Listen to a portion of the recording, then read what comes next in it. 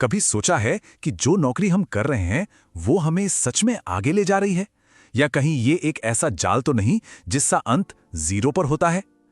चलिए आज इसी पावरफुल आइडिया को समझते हैं, करियर, पैसा और उस पैटर्न को तोड़ने के बारे में जो हमारी पीढ़ियों को पीछे धकेल सकता है।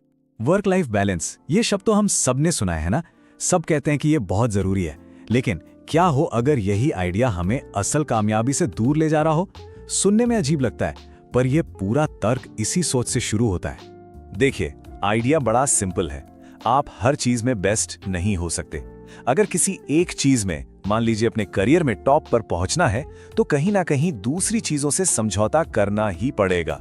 ये एक कड़वा सच है। तो सोचिए, हमारी जिंदगी के ये 4 मेन पिलर हैं। हमारी फिजिकल फिटनेस, मेंटल फिटनेस, हमारे रिश्ते यानी सोशल फिटनेस और फाइनेंशियल फिटनेस। और तर्क ये है कि एक ही टाइम पर इन चारों में टॉप पर रहना लगभग नामुमकिन है, एक मिथक जैसा है।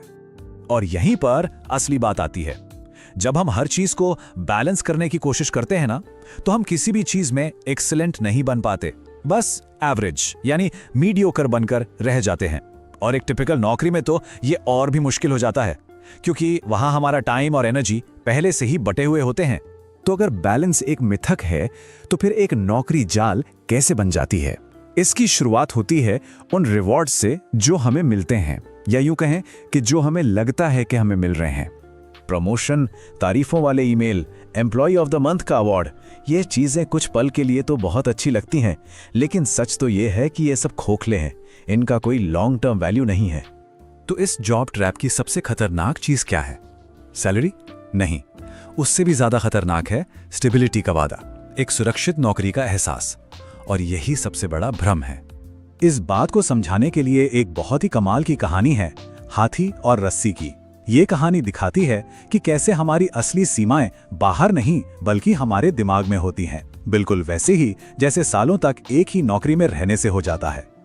और ये सिर्फ कोई थियरी नहीं है। चलिए देखते हैं कि ये असलियत में कैसा दिखता है, डेल कंपनी के एक स्टार एम्प्लॉय की सच्ची कहानी से। इस आदमी ने सब कुछ सही किया, अपनी कंपनी को अपना सब कुछ दिया, अवार्ड्स जीते और प्रमोशन की सीढ़ियां चढ़ता गया। लेकिन इस कामयाबी की एक बहुत बड़ी कीमत चुकानी पड़ी, अपनी हेल्थ। उसने अपनी पीठ इतनी खराब कर ली कि उसे चलने के लिए बेंत का सहारा लेना पड़ा। और सबसे चौंकाने वाली बात क्या है, ये सब हुआ उसकी 40 की उम्र से पहले। इतने सालों की मेहनत और कुर्बानी के बाद क्या हुआ? जब कंपनी में छटनी हुई तो उसे ही सबसे पहले निकाला गया। क्यों? क्योंकि उसकी सैलरी सबसे ज्यादा थी। कंपनी की वफादारी का यही कड़वा सच है। लेकिन ये सिर्फ एक इंसान की कहानी नहीं है, ये एक बहुत बड़ी प्रॉब्लम का हिस्सा है, जिसे पीढ़ीगत जीरो सम गेम कहा जा सकता है। एक ऐसा जाल जो पूरे के पूरे परिवारों को फंसा सकता है। अभी स्लाइड देखिए, ये पूरी बात को एकदम साफ कर देती है। जॉब वाले रास्ते पर हर पीढ़ी जीरो से शुरू करती है। पापा ने जो कमाया वो अलग, बच्चा फिर से जीरो से शुरू करेगा। लेकिन बिजनेस वाले रास्ते पर हर अगली पीढ़ी पिछली पीढ़ी की मेहनत पर आगे बढ़ती है। वेल्थ कंपाउंड होती है, बढ़ती जाती है। और यहीं पर एक उम्मीद की किरण है। इस साइकिल को तोड़ने के लिए सिर्फ एक इंसान काफी है, एक पैटर्न ब्रेकर जो बिजनेस का रास्ता चुनता है। वो आने वाली सभी पीढ़ियों की किस्मत बदल सकता है।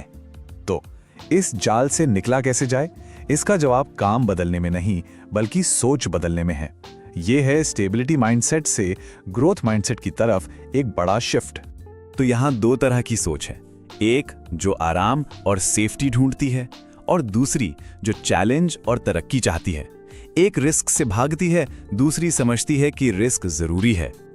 ये सिर्फ नौकरी बदलने की बात नहीं है, ये काम और जिंदगी को देखने का पूरा नजरिया बदलने की बात है। स्टेबिलिटी वाली सोच हमें उन चीजों में इन्वेस्ट करने को कहती है जो दिखती हैं, जिन्हें हम पत्तियां कह सकते हैं।